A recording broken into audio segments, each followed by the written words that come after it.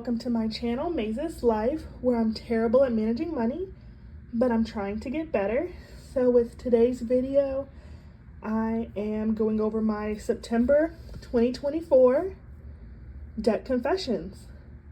So let's get started. All right, so for here, I have all my debts listed on the left-hand side with the previous balance from last month. And we're just gonna go line by line to see how my debts have changed over the month. So with my Chase Freedom, that's the card that I use every day, and I'm doing the velocity method. So that means that I'm not paying this card. Instead, I'm using this card to pay my expenses, and I'm paying down on my other debts. And that is just simply because I do not make enough money every single month to pay all my debts. So far I have been, but that's because I have a roommate and a second job, and both of those will be coming to an end pretty soon. My second job will end at the end of this month, and then my roommate will be moving out sometime towards the end of the year. So my Chase Freedom, the balance did go up $1,237.11. My California Coast Credit Union, that balance is $0, so it has not changed month to month. This is my oldest credit card, so I will probably never close this card. Then I have my Chase Edge and my USAA signature card. So I closed those cards, and so it just has this little dash for the difference because it's closed, it's just not applicable. I'm not sure if I'm going to keep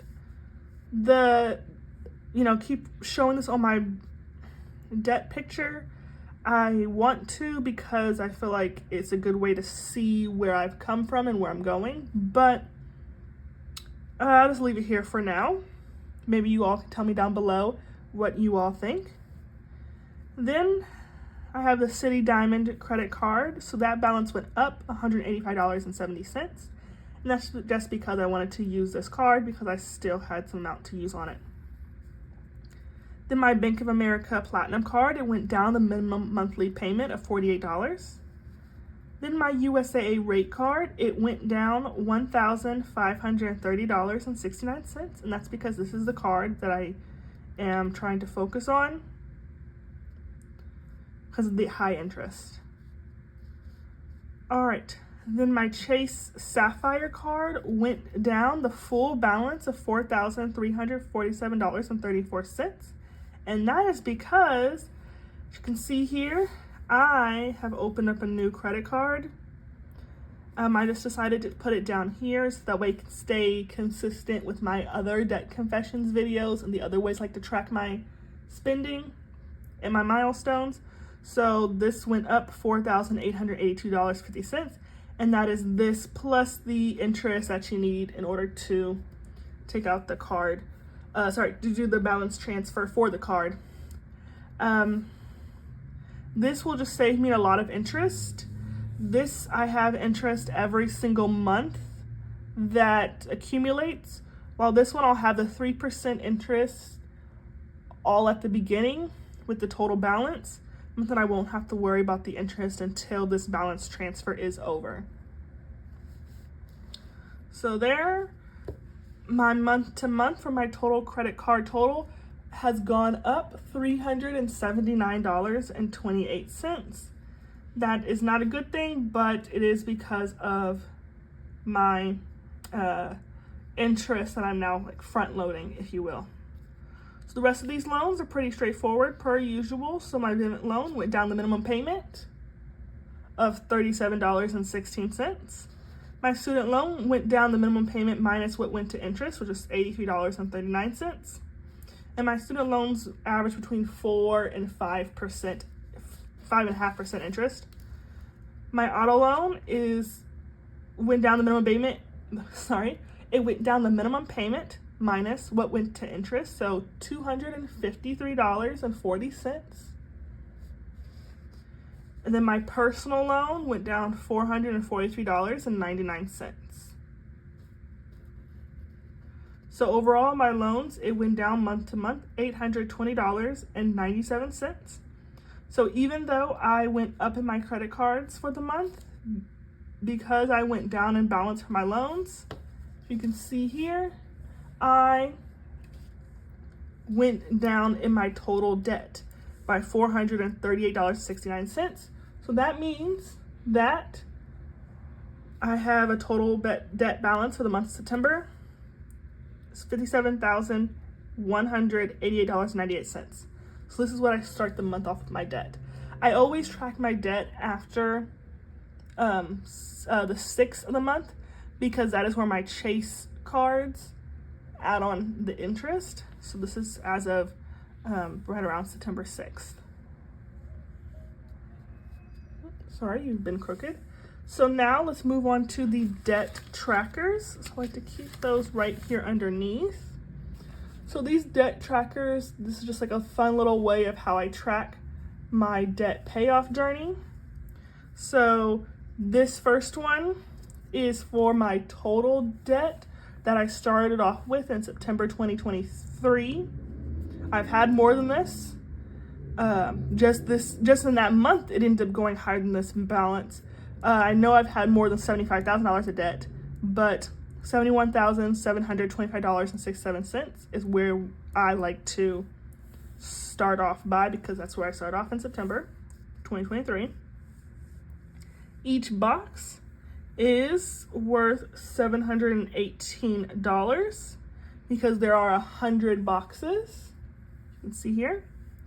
And so we did go down $820.97. Sorry, we did go down the $820.97, but that was for loans. Overall, we went down $438.69, but because we had some leftover money that did not allow us to mark off a full box, we are able to cross off a box here for the month of September. It'll be just one box though. This highlighter's starting to dry out on me.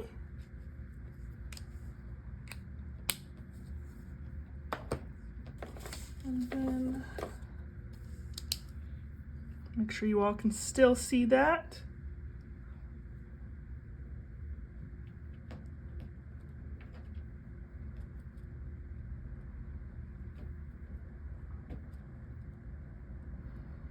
Please ignore my cat if you can hear her in the background. She's just having the time of her life, apparently. All right, so we did get to mark off one box. Yay. Now let's move on to the next trackers. This tracker, I don't always get to color in, but this is the tracker for my credit cards. As we discussed, my credit card debt went up, so I will not be able to color in any of the boxes, but each box would be worth $307 if I was able to mark that off. We are still down from where we started in September 2023 with $30,626.05, but we're not down from the previous month of August. All right, and then at this page, we are almost always able to color something off. Actually, not almost always, but we have always been able to mark off and color some boxes. So this is the loan total. So my total loans start off September 23 with $41,099.62 of loans. Each box is worth $411, and that'll get me all the way to paying off all my loans and then some, because this is not exactly $41,100. It almost is. What is that, about 38 cents shy? But we're gonna go ahead and mark this off so I can use the green highlighter again. And let's see, I did not, would it be, sorry, I did not calculate this beforehand. Minus 30,000, 31.30. Does that seem about right? divided by 411. That's 26 boxes, almost 27. So that's 2 boxes that we can mark off. So that looks about right. Oh, this highlighter is dying on me. Oh no. Okay. So now let's go ahead and write that in. Do you like my new calculator? I just got it. I love it. It's so clicky clacky.